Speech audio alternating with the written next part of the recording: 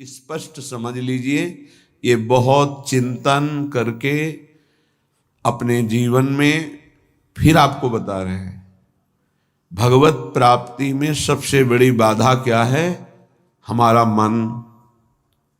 मन का स्वरूप संकल्प विकल्प करके भोगों में फंसाना। मन से हमारी इतनी घनी दोस्ती हो गई है जन्म जन्मांतर से कि मन ने जो चाहा वो मेरी चाह है, यही बंधन है, यही बंधन, इसी को पकड़ना है। मन ने जो चाहा, मन चाहता क्या है? 5 ज्ञानेंद्रियों के द्वारा भोगे जाने वाले समस्त विषय, जितने त्रिभुवन में भोग हैं उन सबको 5 में स्थित कर दिया गया। शब्द, स्पर्श, रूप, रस, गंध, और 5 ज्ञानेंद्रियों के द्वारा इनको जाना जाता है, ज्ञान होता है इनका। और इन भोगों को भोगने के लिए मन संकल्प विकल्प बनाता है। मन को मैं मानकर, मन को अपना मानकर हमारी दुर्गति हो गई, हम बंधन से युक्त हो गए, दुख पर दुख भोगते चले जा रहे हैं। सुख की लालसा से सुख भोग क्रिया परिणाम भयानक दुख, इसका मूल मन। मन को सुधारना केवल इसकी मित्रता को हटा देने से होगा, दूसरा कोई उपाय नहीं है। ये आप अच्छे से समझ लीजिए। मन को यदि सुधारना है तो इससे दोस्ती हटानी पड़ेगी। बहुत कठिन है इससे दोस्ती छोड़ना। ये जो चाहता है वही मेरी चाह है, ऐसा हमें भ्रम हो गया है। ये अशांत तो हम अशांत, ये शांत तो हम शांत, ये भोगों में तो हमें चाहिए भोग, मैं भोगता। बड़ा विचित्र ये बंधन हो गया है। अगर समझ पा रहे हो, मन की दोस्ती, मन में तन्मयता, मन में अपनापन, यही हमारी मन की गुलामी का मुख्य कारण है, यही बंधन है। जब तक हम मन से दोस्ती नहीं हटा देंगे, मन में तदात्मता जो हो गई उसे नहीं हटाएंगे, अपनापन जो हो गया उसको नहीं हटाएंगे, तब तक इस पर शासन नहीं कर पाएंगे। जब तक मन को अधीन नहीं कर पाएंगे तब तक भजन नहीं हो सकता। भजन की बातें हो सकती हैं, फिर भजन की बातों से हम सम्मान चाहते हैं, रुपया चाहते हैं, नाना प्रकार के भोग चाहते हैं, मनोकामनाओं की पूर्ति चाहते हैं। वो इन के इन प्रकार फंसा के ही रखता है, वो मुक्त नहीं होने देता। इसीलिए शास्त्रों में कहा गया है, बंधन और मोक्ष का कारण तुम्हारा मन ही है। विषय चिंतन भोगों में लगा हुआ मन बंधन का कारण है, भगवत चिंतन प्रभु में लगा हुआ मन मोक्ष का कारण है। स्पष्ट वर्णन किया गया है। इसलिए धैर्यपूर्वक अंतर्मुख होकर के इस मन से दोस्ती हटा दीजिए। ये बिना सत्संग के आप इस युक्ति को नहीं जान पाएंगे।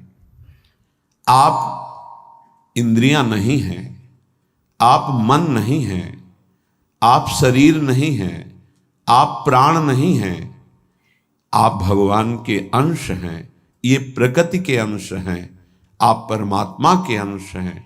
अपने को भूलकर इनकी अधीनता स्वीकार करके हमारी ये दुर्गति हो गई कि हम तुच्छ विषयों के अधीन हो गए।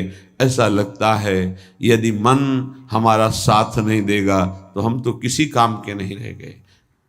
अगर हम भोग नहीं भोगेंगे तो हमारा जीवन ही क्या रह गया। ये भ्रम बैठ गया है। यद्यपि आप पूर्ण काम हैं, आपको किसी भी वस्तु, व्यक्ति, स्थान, भोग की किंचिन मात्र आवश्यकता नहीं है, पर आपका ये मन आपको अधीन करके भोगों में सुख है, यही जीवन है, यही लाभ है, ऐसा भ्रम करा दिया है। उसी भ्रम को दूर कराने के लिए श्री भगवान गुरुदेव के रूप से, शास्त्र रूप से, नाना प्रकार के धर्मार्थ कार्यों के रूप से, कि इससे मन पवित्र होगा। पवित्र मन निष्काम होता है, अपवित्र मन कामी होता है।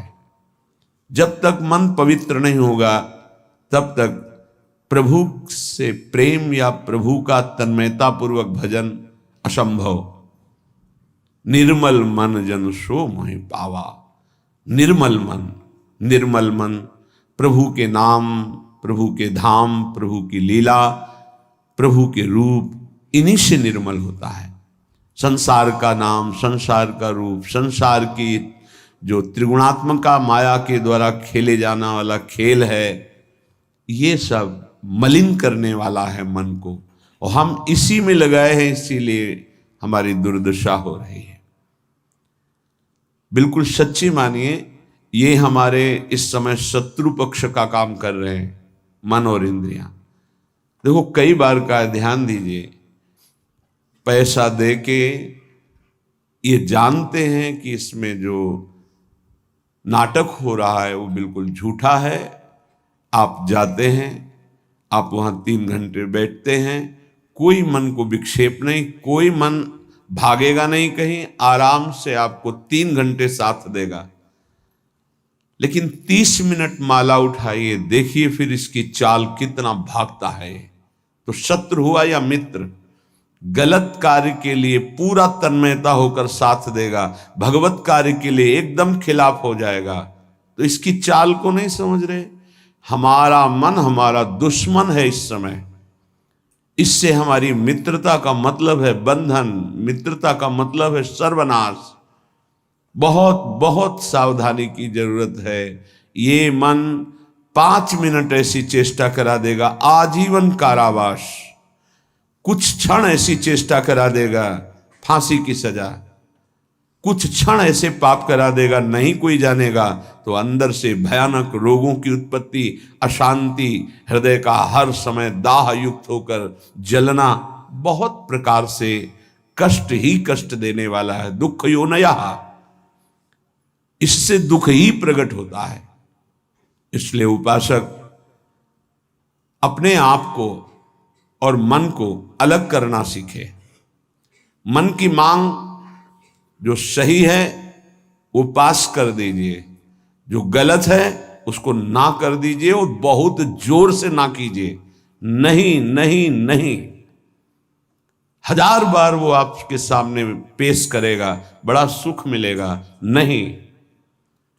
पर हम अंदर से कहीं ना कहीं टूट चुके हैं, हार चुके हैं।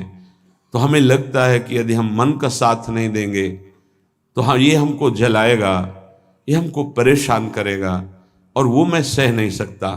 इसी से हम मुक्त नहीं हो पा रहे, इसी से हम परमानंद में नहीं डूब पा रहे। यही कमजोरी है, इसको अच्छे से समझिएगा।